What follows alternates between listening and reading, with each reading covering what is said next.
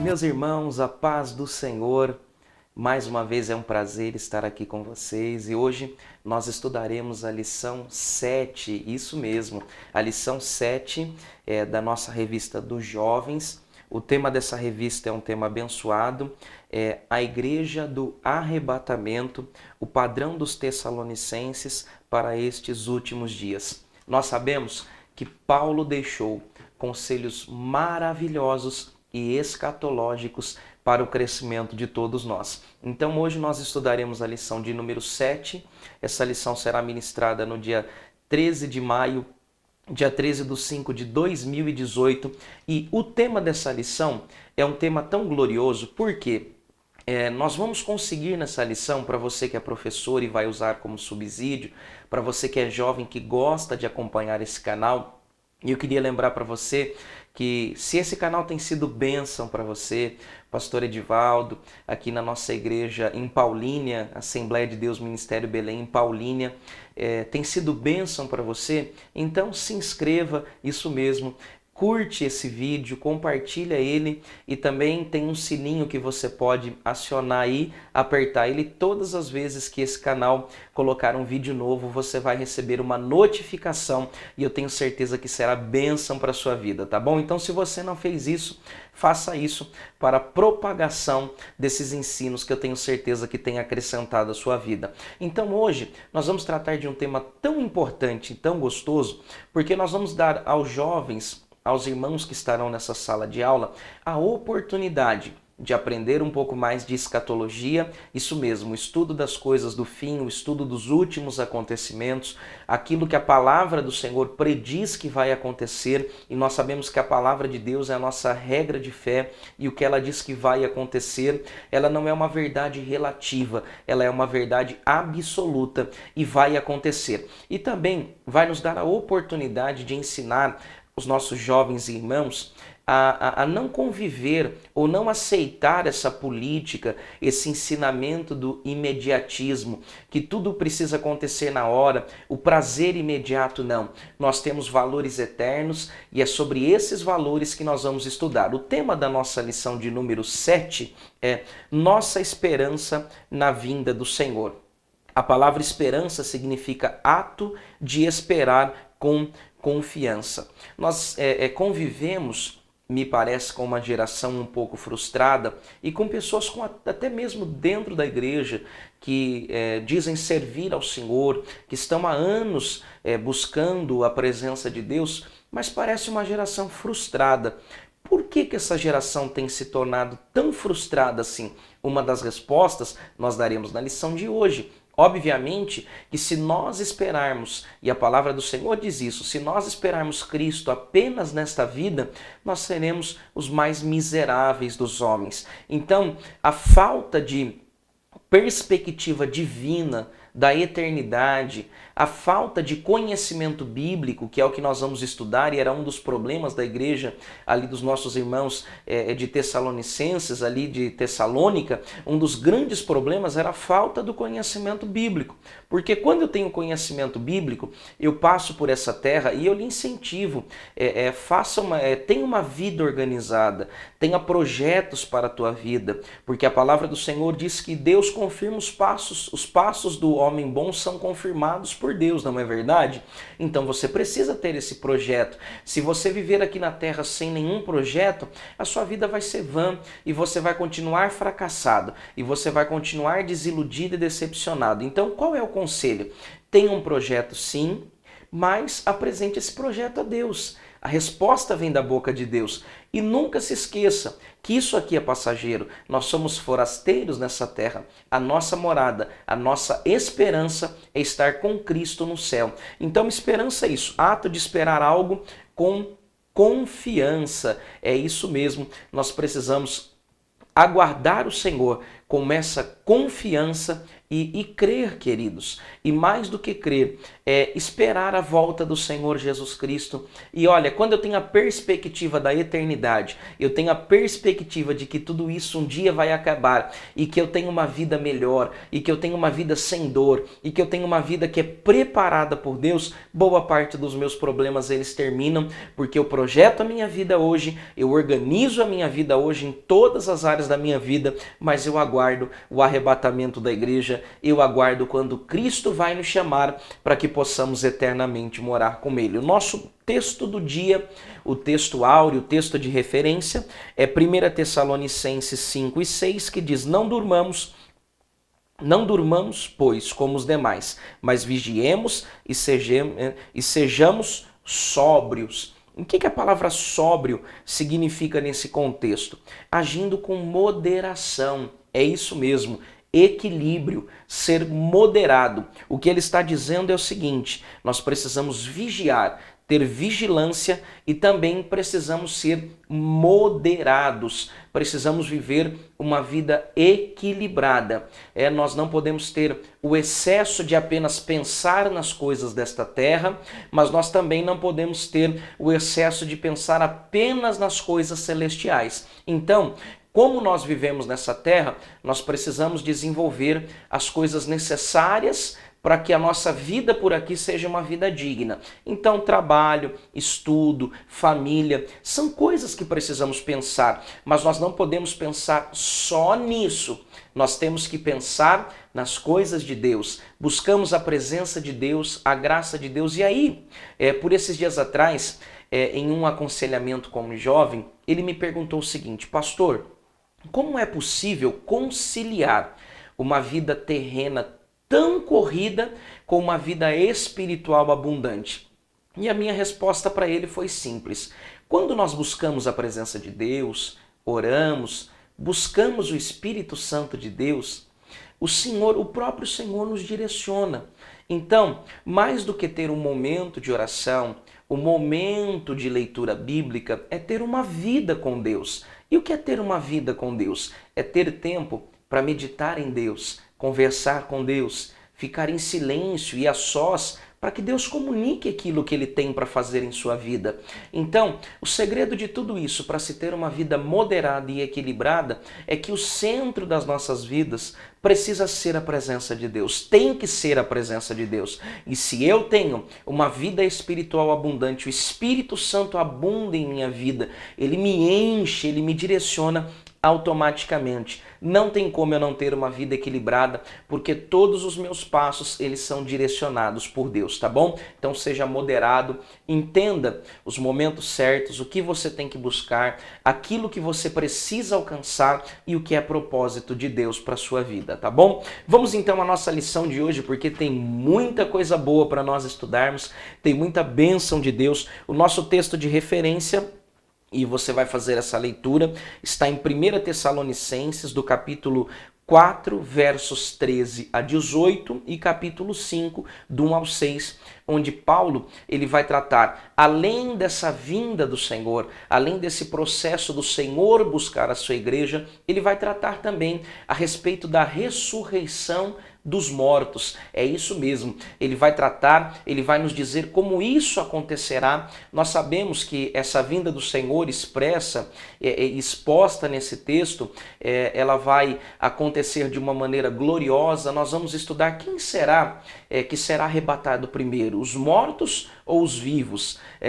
E nós que ficarmos vivos, ou aqueles que estarão vivos no arrebatamento, como é que vai ser o arrebatamento disso? E aí eu pergunto para você, e os que morreram, por exemplo, no mar, aqueles que perderam a sua vida, os seus corpos, eles nem foram achados, aqueles que foram enterrados sem nem saberem aonde, o que aconteceu, eu vou pedir para que você fique conosco até o final dessa aula, porque não sou eu que vou lhe responder, o próprio apóstolo Paulo, recebendo essa iluminação de Deus, essa revelação de Deus, é quem vai nos responder. E lembrando que aquilo que está na Bíblia é o que vai acontecer, aquilo que está na Bíblia é o que é uma realidade, tá bom? Então, após essa introdução que nós passamos aqui, esses momentos tão preciosos, nós vamos entrar a nossa lição entendendo que nós temos alguns objetivos e o principal objetivo é que você entenda por que é que Paulo escreveu dessa maneira para a igreja de Tessalônica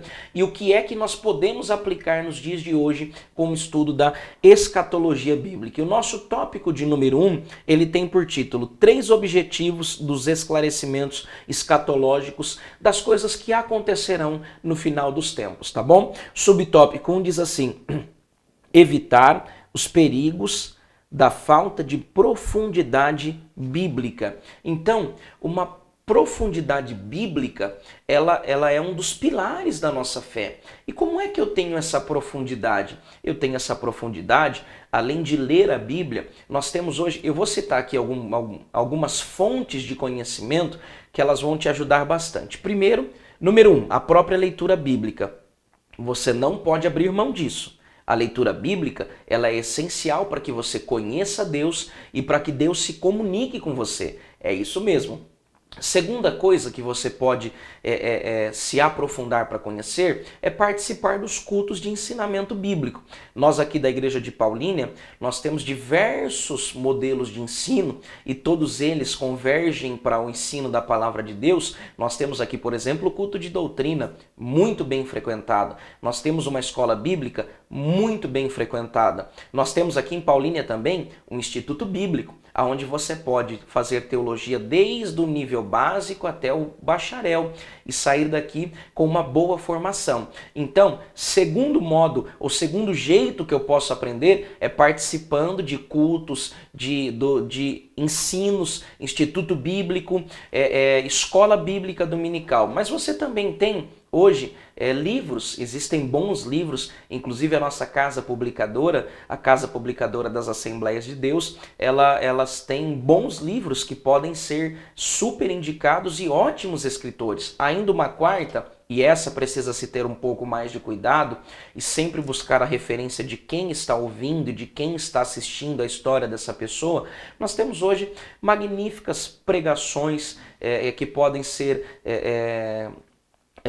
assistidas pelo YouTube. Nós temos hoje também diversos aplicativos que também já reproduzem mensagens e eu quero te indicar, por ser aqui de Paulínia e amar ouvi-lo e por saber o quanto Deus usa, o pastor Edivaldo Bueno, ele tem muitas mensagens bíblicas no YouTube. Se você digitar lá no YouTube, pastor Edivaldo Bueno, Paulínia, você vai ver que tem mensagens gloriosas que Deus vai falar profundamente com você. Então, os irmãos da igreja de Tessalônica precisavam ter profundidade bíblica. O que me parece aqui na discussão desse texto é que a dúvida deles era a respeito da ressurreição. Parece que a dúvida maior era acreditar que no ato do arrebatamento, os que ficaram vivos, eles subiriam imediatamente e os mortos, eles seriam arrebatados muito tempo depois. Então, essa dúvida estava gerando na igreja de Tessalônica alguns problemas, inclusive desânimo e abandono da fé. E o que Paulo vai propor para eles é uma fé que venha da pregação da palavra de Deus. E além dessa fé vir da pregação da palavra de Deus, que eles tenham profundidade para que conheçam, para que recebam a palavra de Deus, para que vivam a palavra de Deus. Olha só, eu posso lhe dizer uma coisa, a Bíblia, ela é um alimento diário. Por que é que nós não fazemos apenas uma refeição na semana? Por que é que nós passamos fisicamente, agora dizendo, sem comer? Nós sabemos que pela medicina, por tudo aquilo que nós somos aconselhados, nós precisamos fazer refeições e essas refeições elas precisam ser saudáveis, mas de tempo em tempo. Então, se a palavra de Deus ela é o nosso alimento, é o pão vivo que desceu do céu, é o pão que nos alimenta, por que que nós nos alimentamos tão pouco dela? Então, esse alimento, além de ser diário, ele precisa ser diário e mais do que uma vez por dia, e mais o tempo dedicado à palavra de Deus para nós termos a profundidade, porque o que o autor da lição vai nos dizer aqui, e com muita propriedade, que uma das coisas que trazem o desânimo da fé é a distância da palavra de Deus. Então, por que você não se alimenta fisicamente uma vez por semana? Porque se você fizer isso, muito provavelmente você vai ter problemas de saúde, fraqueza e até chegar à morte. Então, por que a palavra de Deus, que é o livro que nos alimenta, nós passamos dias sem nos alimentar, nós passamos semanas sem ler, nós passamos meses sem ter uma intimidade? Eu não estou dizendo da intimidade com ela no culto, quando o pastor pede para que você faça uma leitura, quando o pastor pede para que você abra, não, eu estou dizendo da leitura bíblica que você faz na sua casa. Então é isso que o apóstolo Paulo está propondo para essa igreja, profundidade bíblica, e nessa profundidade ele está explicando que tanto que logo ao soar da trombeta, quando essa trombeta soar, primeiro ressuscitarão os mortos, e logo após, nós, o que ficarmos vivos, nós seremos arrebatados, ou os que estarão vivos serão arrebatados. Então tudo isso vai ser em milésimos de segundo, num abrir e fechar de olhos. É assim que vai acontecer, é dessa maneira que vai ocorrer. Então, quando nós entendemos essa profundidade, nós deixamos então de viver esse abandono, nós deixamos então de desanimar na fé, tá bom? Subtópico de número 2, impedir qualquer entristecimento desnecessário. Para os irmãos da igreja de Tessalônica, os tessalonicenses, estava gerando um problema maior, porque a falta de compreensão desse processo da salvação estava gerando o abandono da fé. É isso mesmo, nós precisamos tomar cuidado, principalmente você que é professor e vai usar essa aula como subsídio, você que é aluno e gosta dessa aula, tomar cuidado, porque a distância da palavra de Deus gera em nós o abandono da fé. Por que as pessoas estão abandonando a fé? Pode acontecer algumas coisas. Primeiro, elas nunca viveram essa transformação em Cristo. Isso pode acontecer.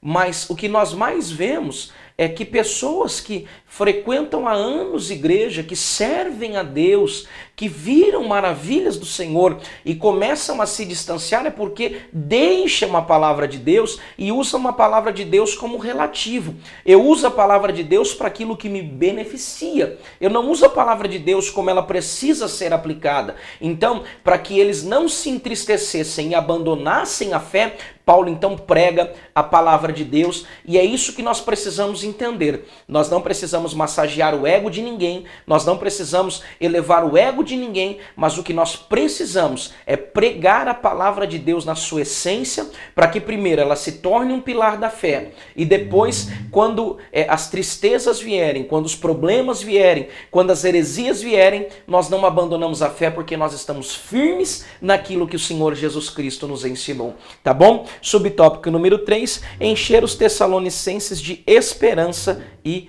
consolo. Eu vou ler aqui porque é importante nós lermos. Diz o seguinte: algo inquietava os crentes de Tessalônica, tirava-lhes o sono e a harmonia interna da comunidade. Ao falar a respeito de questões pertinentes àquele contexto social, Paulo demonstra seu cuidado pastoral. Uma coisa importante que nós precisamos entender é que, por vezes, pela palavra de Deus, pela direção de um pastor, até mesmo um líder, nós seremos corrigidos. E a correção, ela não significa que Deus não nos ama. E uma palavra mais dura não significa que falta educação, ou que falta jeitinho para o pastor, ou que falta amor para o pastor, não. Paulo, ele vai trazer uma palavra de consolo, sim, de conforto, sim, mas uma palavra dura, uma palavra de despertamento, uma palavra, nós vamos comentar ainda nessa lição, que é muito importante a respeito de o despertamento que nós precisamos ter em Deus. Paulo, ele traz essa palavra como um pastor, ele prega com clareza. Então aqui vai um conselho para você que é um jovem pregador, ou para você que é um líder, e você é um líder jovem também, ou até mesmo você que já prega há algum tempo, com todos esses anos pregando a palavra de Deus e convivendo com grandes preleitores, que mais do que pregadores têm um caráter de servo de Deus, o que nós precisamos entender é que uma palavra abalizada, uma palavra que é de Deus, ela precisa ser pregada com clareza. Não adianta nós falarmos sobre profundidades ou grego, hebraico, aramaico, apesar de nós em alguns textos usarmos a semântica, o significado original da palavra, mas o que nós precisamos é pregar com clareza. E é por isso que Jesus, e ele é o modelo principal de tudo que nós vamos fazer na vida, ele sempre pregava com clareza. Às vezes usando parábolas, que são histórias que ele poderia comparar, mas histórias da época que ele poderia aplicar naquele momento. E Jesus é tão sábio que as histórias que ele aplicou lá atrás, naquele momento nós podemos aplicar hoje, trazer grandes lições. Então, o que o escritor disse aqui, e eu concordo muito com ele, e ele vai até além, dizendo o seguinte: pregue com clareza. Então Paulo demonstrou amor, pregou com clareza, e eu tenho certeza que edificou a vida dos tessalonicenses. Um pensamento que está aqui posto sobre os outros aqui e está chamando a atenção é o seguinte: a compreensão errônea de princípios bíblicos sempre tem repercussões negativas. Então, falsas crenças, heresias, falsos ensinamentos, falsas igrejas, falsos pastores, falsos pregadores, falsos profetas, todos eles começam pela falta de compreensão ou uma compreensão errônea da palavra de Deus, tá bom? É isso mesmo, querido. Que prazer poder estar aqui com você, comentando essa aula sobre a vinda do Senhor. Então vamos lá. O pilar que nós temos da nossa fé é a profundidade bíblica. Nós não nos entristecemos de forma necessária quando nós temos essa profundidade bíblica, e quando nós temos essa profundidade bíblica, não só uma profundidade de conhecimento, mas uma profundidade de vivência, porque você pode conhecer a Bíblia, não praticá-la e não viver. Ela apenas será um livro, mas se você tem profundidade bíblica, conhece a Bíblia, aplica a palavra de Deus no seu dia a dia, nós também temos a esperança e o consolo, a esperança e o consolo de que a nossa passagem por essa terra ela é muito curta e nós esperamos algo maior, tá bom? Então vamos lá, vamos continuar. Você está preparado?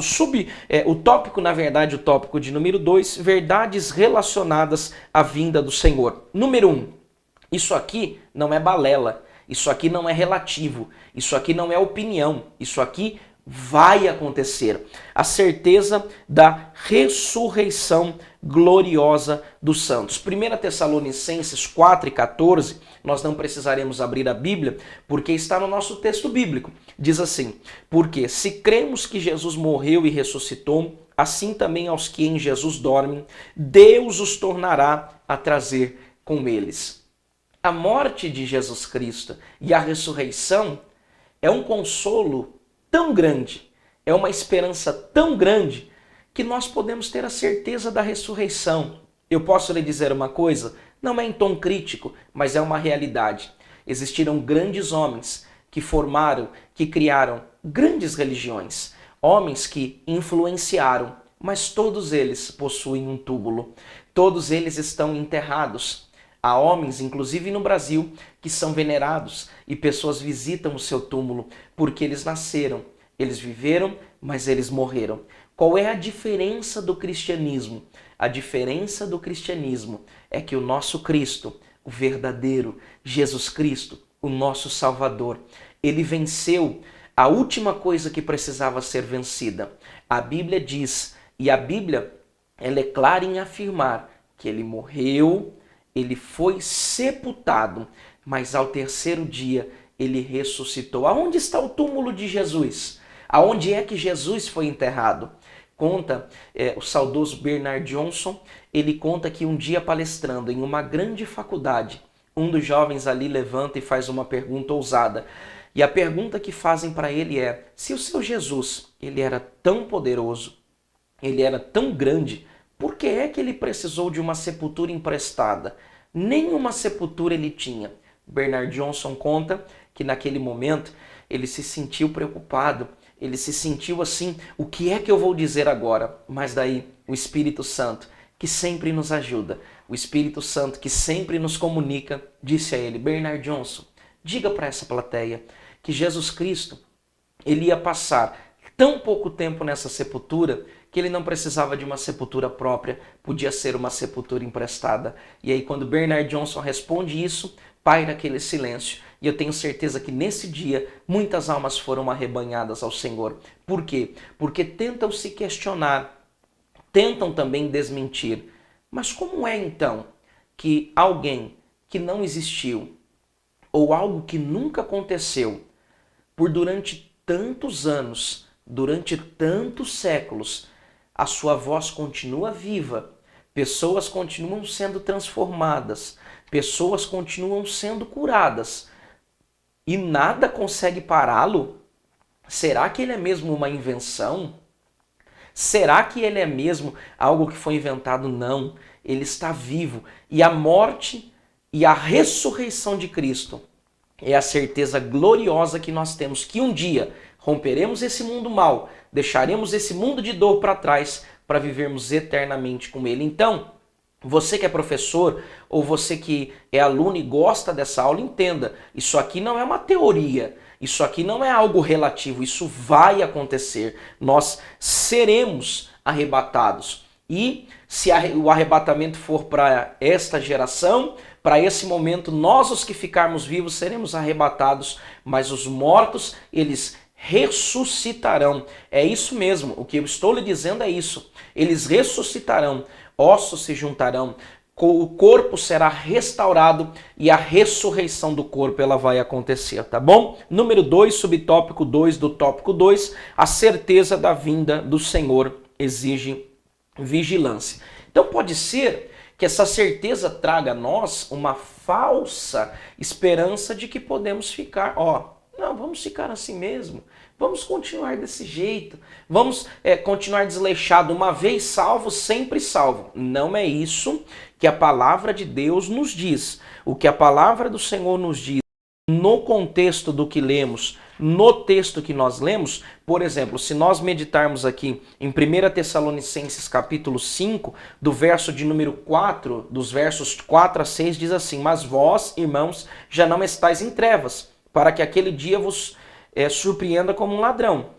Porque todos vós sois filhos da luz e filhos do dia, nós não somos da noite nem das trevas. Não durmamos, pois como os demais, mas vigiemos e sejamos sóbrios. Então, queridos, nós precisamos pensar nesse reino de Deus. Olha, tá tão prazeroso viver na terra, não é verdade? Eu vou falar da realidade do Brasil. E o Brasil é ainda um país subdesenvolvido, está muito abaixo de outros países, mas nós temos uma boa internet, nós temos pacotes de televisão que são gigantes, há um tipo de canal para cada gosto. Nós temos hoje em dia ar-condicionado, bons carros, boas comidas, um modo de viver que teoricamente está melhor, e isso pode nos tornar totalmente terreno. Com os prazeres dessa terra nós precisamos tomar cuidado, queridos. Nós precisamos pensar, será que nós não estamos amando mais as coisas da terra do que as coisas de Deus? Então é isso que essa afirmação nos diz. A certeza da vida do Senhor exige vigilância, exige sobriedade. Nós precisamos estar sóbrios e vigilantes e entendermos que precisamos tomar decisões necessárias para isso. Não abandone a presença de Deus. Não ache que sem a presença de Deus você vai chegar a algum lugar. Então, não é porque nós temos a certeza de que os mortos ressuscitarão e nós seremos arrebatados que nós não precisamos tratar esse tema com vigilância. Tratar, pregar e viver com muita vigilância, tá bom? Subtópico de número 3, este será um ato reivindicatório de Deus. Pastor, me explica melhor isso aí. Irmão, Deus ele vai fazer isso. É ele que vai reivindicar o arrebatamento, o rapto, esse tirado com força que diz a palavra do Senhor, quem vai reivindicar nós, esse povo que é possessão de Deus, que é herança do Senhor, é o próprio Deus. Então é Deus que vai fazer isso, é Deus que vai reivindicar e glórias ao nome do Senhor por isso. Nós somos possessão de Deus. Então o conselho que eu vou lhe dar, se você é possessão de Deus, não permita que áreas da sua vida se tornem possessão do diabo. Eu me lembro de uma historinha para nós acabarmos esse tópico e irmos ao próximo para concluirmos, que um pastor há muitos anos atrás contou uma história que um homem vendeu uma casa. Só que esse homem fez um trato E esse trato era estranho. Eu vou lhe vender uma casa muito barata, mas eu preciso que você me dê um prego. Eu quero apenas um prego da sua casa. E aí, segundo o que nos conta a história, o homem feliz e sem constatar a procedência do homem que o vendeu a casa, comprou a casa e lhe deu um prego. E segundo o que diz essa historinha, todos os dias, a cada um tempo, esse homem ia lá e pendurava nesse prego um pedaço de carne podre, um pedaço de carniça. Essa casa, ela se tornou insustentável. O homem precisou abandonar. Então aquele que tinha vendido, ele, além de ficar com dinheiro, ele teve a sua casa de volta. Mesmo isso acontece na nossa vida espiritual. Quem sabe nós entregamos áreas em nossa vida. Quem sabe nós entregamos coisas de nossas vidas e deixamos um prego para que o diabo possa tomar conta. E esse prego ele acaba colocando algo podre que interfere em toda a nossa vivência. Então, queridos, é isso mesmo. Nós seremos ressurretos. Se mortos na vinda do Senhor, nós vamos ressuscitar. 2, apesar de termos a certeza da vinda do Senhor, nós temos que vigiar. E 3, o Senhor vai reivindicar isso. É o Senhor que quer que isso aconteça. Sabe por quê? Porque Ele quer a sua companhia. Ele quer a minha companhia. Ele nos fez para morar lá. E sabe de uma coisa? Se eu não te encontrar aqui, você de outros estados, de outros países que nós sabemos que acompanha esse canal, um dia eu quero te encontrar na glória. Topa esse encontro? Vamos lutar para esse encontro? Então vamos ficar firmes com o Senhor. E o tópico de número 3, para nós encerrarmos, diz assim: os jovens de hoje precisam pensar sobre as últimas coisas. É uma pergunta, na verdade. Vamos ler de novo? Os jovens de hoje precisam pensar sobre as últimas coisas? Então, o subtópico de número 1 diz o seguinte: a urgência de um despertamento. A juventude de nossos dias também precisa ser sacudida com esta verdade, para que para alguns é inconveniente, tudo vai passar, tudo passa.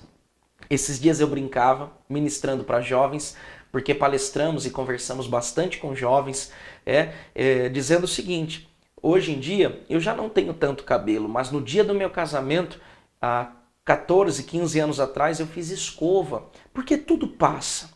Tudo de certo modo, e eu aconselho a você a ler o capítulo 2 de Eclesiastes. Leia o capítulo 2 de Eclesiastes, porque ali Salomão vai falar que tudo que ele quis fazer nessa vida, tudo que ele quis praticar, que tudo aquilo que ele almejou, ele fez. Então ele teve as mulheres que quis, ele foi aos lugares que quis ir, ele teve os prazeres e tudo ele definiu que é vaidade. E só tem uma coisa que não é vaidade, é a presença do Senhor. Então, uma coisa muito importante: como é que essa urgência desse despertamento vai acontecer? Primeiro, ensinando nossa juventude que tudo passa. A beleza passa, o corpo passa, a idade passa, tudo passa. Hoje, nós estamos mais perto da morte do que ontem e amanhã nós estaremos mais perto da morte do que hoje. Nós podemos também levar pelo lado da esperança divina de dizer que hoje nós estamos mais perto do arrebatamento do que ontem e amanhã nós estaremos mais perto do arrebatamento do que hoje. Só que tudo vai passar. E como é que nós despertamos isso? É buscando um verdadeiro avivamento. Eu tenho certeza, isso é profético. Isso é o que Deus tem comunicado no coração de muitos pastores nesse mundo. Deus está prestes a derramar um derramamento, a derramar um avivamento. E o avivamento, ele surge por alguns pilares. O primeiro pilar do avivamento é a pregação da palavra na sua essência.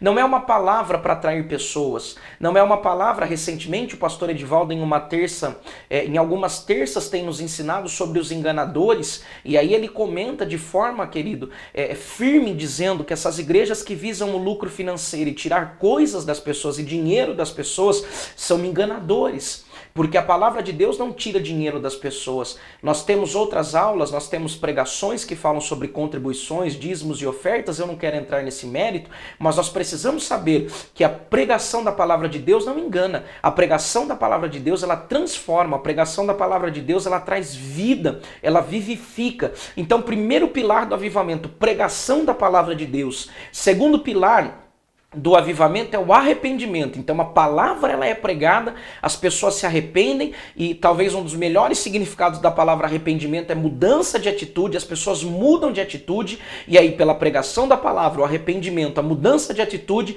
vem o outro pilar, que é o pilar da oração, da busca incessante do Espírito Santo, da presença de Deus, dos dons espirituais manifestos e o Espírito Santo trazendo para nós, além dos dons, mais importante, ou com uma importância igualitária que se fala muito pouco, é o fruto do Espírito. Então, como é que a nossa juventude vai ser despertada? Pela pregação da palavra, pelo arrependimento e pela oração, trazendo um avivamento que mostra para eles que tudo nessa vida é passageiro e que tudo vai passar.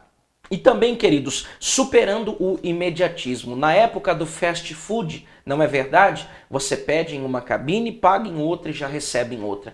Na época onde tudo é muito rápido, os nossos jovens, eles estão sendo enganados a perderem os valores eternos. Nós aconselhamos jovens, mentoreamos jovens que perdem ótimas oportunidades porque entram em empregos e em 3, 4 meses pensam que precisam ser líderes, que precisam ser gerentes. E eu acredito que Deus pode fazer isso, mas Deus vai fazer isso à medida do seu preparo. Deus não é injusto. Alguém que se preparou, que estudou, que pratica boas obras, mas que se preparou para aquele momento, quando ele receber a oportunidade, ele vai aproveitar e as portas se abrirão. Então esse imediatismo hoje, agora tem tirado de nós valores eternos. Você que é jovem, você que é professor, bata firme nessa tecla, pegue firme nisso de mostrar que os nossos principais valores são eternos. Então eu não vou estudar, então eu não vou programar minha vida, eu não vou trabalhar, que Deus vai cuidar. Não, não é isso que diz a palavra do Senhor. A palavra do Senhor diz que nessa terra precisamos viver com dignidade, cumprir os nossos compromissos com a lei, cumprir o nosso compromisso com a Constituição, desde que essa Constituição ela esteja de acordo com a palavra de Deus, cumprir o compromisso nosso com o patrão. Paulo fala na carta que escreve aos Efésios, Paulo fala em vários momentos que se nós temos um senhor, se nós temos um patrão, nós devemos obediência, obediência no horário de entrar, de sair, de fazermos nesta terra a nossa vida valer a pena, mas nós não podemos perder os valores eternos e saber que nós somos forasteiros nesse mundo, que tudo isso vai passar. E Paulo, de forma magnífica, escrevendo à igreja de Tessalônica, diz que ao soar da trombeta, oh glória a Deus, que divina esperança, que grata esperança, que gloriosa esperança. E você pode sentir a presença de Deus ao soar da trombeta.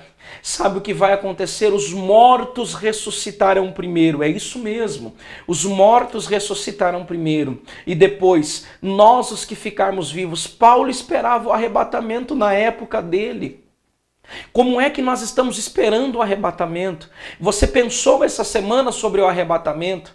Essa semana você viveu o arrebatamento, você tem vivido seus dias pensando no arrebatamento, pensando que nós podemos ser chamados a qualquer momento. Nós, os que ficarmos vivos, seremos arrebatados juntos com Ele para vivermos uma vida eterna. Então, eu posso lhe dizer uma coisa? Tome cuidado com os prazeres do momento. Às vezes um pecado, no momento, ele é até bom. Se você dizer que o pecado é ruim, você vai estar mentindo. Mas o pecado, já dizia o pastor Aguinaldo Berti, meu tio, ele diz o seguinte, que o pecado é como o cartão de crédito. Você usa agora e usufrui, mas depois o preço ele vem. Então pare de pensar a curto prazo. Pare de programar a sua vida a curto prazo. Pare de pensar só no hoje. E pense na vida que o Senhor tem para você e pense que a palavra do Senhor, do livro de Gálatas, capítulo de número 6 e verso de número 7, fala sobre a lei da semeadura. Tudo que o homem planta, ele colhe. Se você plantar hoje coisas ruins que são prazerosas, você vai ter um prazer do momento, mas e a colheita, como é que vai ser? Lembre-se, você está plantando para a tua vida, você está plantando para a vida dos teus filhos, você está plantando para a vida da tua família e você está plantando para um futuro de glória. Então vamos deixar esse imediatismo e vamos viver valores eternos. Mas olhe, tenha uma vida equilibrada. Tenha uma vida moderada e eu tenho certeza que se você não esquecer desses valores eternos, um dia Cristo voltará. Pode ser que que eu vou gravar esse vídeo e na edição, ao subir no YouTube, muita gente não vai poder assistir essa videoaula. Por quê? Porque nós já estaremos arrebatados. Pode ser que a próxima vez que você fizer assim, ó, piscar e abrir o olho, você não estará mais aqui. Por quê? Porque nós já estaremos com o Senhor. E essa é a nossa lição de hoje. Entender que a nossa esperança, as decepções virão, decepções amorosas. Pode ser que você vai semear em um relacionamento e esse relacionamento não vai se cumprir. Pode ser que você vai semear para entrar em uma faculdade e essa faculdade não vai acontecer. Pode ser que você vai fazer uma entrevista de emprego e esse emprego, as portas não vão se abrir. Pode ser que ministerialmente você vai esperar algo e ministerialmente isso não aconteça. Por que é que nós não perdemos a esperança? Por que é que nós não tiramos a vida? Por que é que nós não cometemos o suicídio quando isso acontece? Porque a nossa esperança está firmada acima das esperanças da terra. Oh, bendito seja o nome glorioso do Senhor Jesus Cristo, porque a nossa esperança, ela está em Cristo, o nosso Salvador, aquele que morreu na cruz para nos salvar. E o subtópico 3 do tópico 3, para terminarmos, anunciando que há um Senhor na história da humanidade. Para nós encerrarmos, para nós concluirmos, nós estamos vivendo dias, guerras, rumores de guerras, muito próximo de uma guerra mundial. Nós sabemos que nós temos o embate da Síria, e o embate da Síria existem outros países envolvidos, outros países que são rivais e inimigos históricos ou que estão se tornando inimigos. Nós sabemos que existe também um coreano que tem ameaçado o mundo com bomba atômica. Nós sabemos que o Irã, o Iraque tem bombas nucleares, mas eu posso lhe dizer uma coisa, tudo continua no controle das mãos de Deus. E tudo que for acontecer é do jeito que Deus quiser, na hora que Deus quiser e da maneira que Deus quiser. Nada foge do controle de Deus. Desde o arrebatamento da igreja até os últimos dias da humanidade na terra, antes do arrebatamento, as guerras que irão acontecer, as pessoas que irão morrer, o que vai acontecer, tudo está no controle das mãos de Deus e também nas escolhas más que os homens fazem se distanciando de Deus. Então, essa é a nossa esperança. Meu amigo, que Deus te abençoe. Minha amiga que escuta isso como subsídio e que vai usar e aplicar na sua aula, na sua sala de escola dominical, que Deus abençoe a sua vida poderosamente. Sobre a sua vida, que o Senhor lhe dê sabedoria e graça para ensinar uma juventude que perece de ensinamento. Eu tenho visto a minha geração e a geração que é posterior à minha ser muito criticada por ser uma geração imediatista, por ser uma geração que não busca Deus, por ser uma geração fria, mas cabe a nós, eu assumo essa responsabilidade, cabe à geração anterior a mim assumir essa responsabilidade de ensinar, de discipular, de mentorear esta geração, que eu tenho certeza que será uma geração muito atacada pelo inimigo sim, mas a graça de Deus, o poder do Espírito Santo e a esperança na vinda do Senhor de Jesus Cristo nos sustentará até os últimos dias e nós ficaremos firmes. Se morrermos, morreremos salvos e aguardaremos a ressurreição do corpo para encontrarmos com o Senhor. Se ficarmos vivos, ficaremos vivos, cheios do Espírito Santo, vivendo a presença do Senhor, vivendo a graça de Deus e aguardando o arrebatamento da igreja.